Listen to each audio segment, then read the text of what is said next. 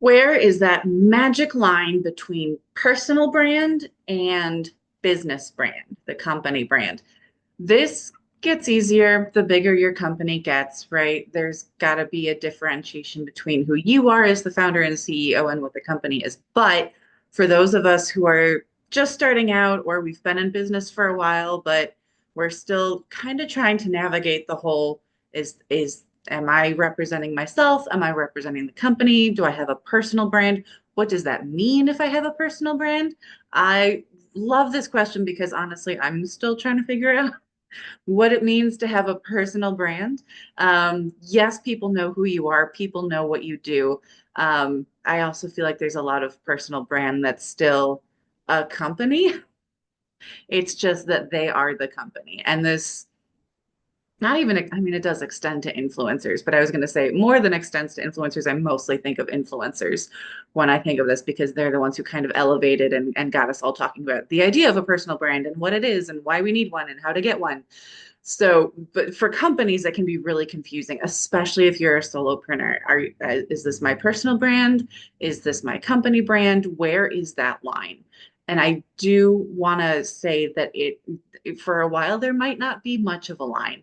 It is always going to be there though, because there's always the personal stuff that you only share with friends and family, right? There's the personal stuff that you don't want out there. I know for myself, I tend to use language, not that I don't use this language that I use in these videos in real life, but there is language in real life that I tend to avoid in these videos just because I know, yes, I'm representing myself. Yes, my name is all over this. But it is also I'm trying to position myself as a professional, not trying to get more friends, right?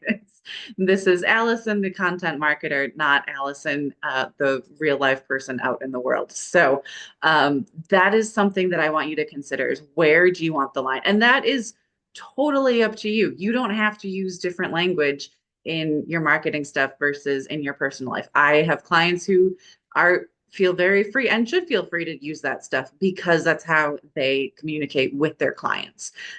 So set that expectation of what it's like to work with you, not necessarily what it's like to go out drinking with you. If you want to know, if people want to know what it's like to go out drinking with you, that's maybe more of a personal brand, more of an influencer type. But there is also a lot to be said for your personal brand is your company brand. As an example, when I work with solopreneurs, I like to talk to them as much as I can and interview them and really get us and listen to videos and listen to podcasts so I get a feel for how they talk because then I want to write like that because I want to make sure their content sounds like them, which again makes a lot of sense when they are the company, especially when they are the face of the company. As they get bigger and maybe they get a little more removed from the process of actually working with clients, maybe then it's time for a rebrand. And maybe then you need more of a corporate brand rather than a personal brand, which is not to say your personal brand does not go away. Because if you decide to move on and do something else, you still need that personal brand so people can refer to that and go, okay, who is this person?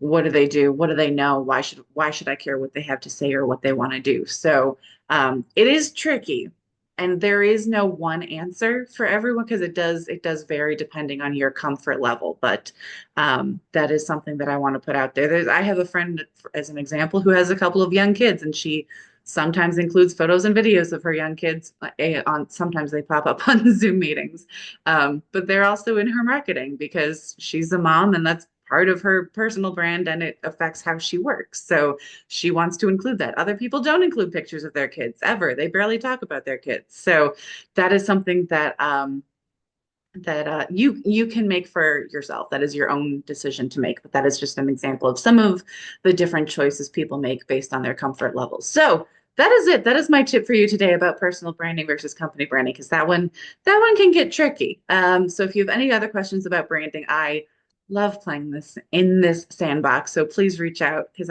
I could geek out about it all day. You can find more tips about branding over on my website, AV as in my initials, Allison Verhalen. That is avwritingservices.com. And you can reach me directly via email at info@avwritingservices.com. That's it. Have a great week and happy blogging, everyone.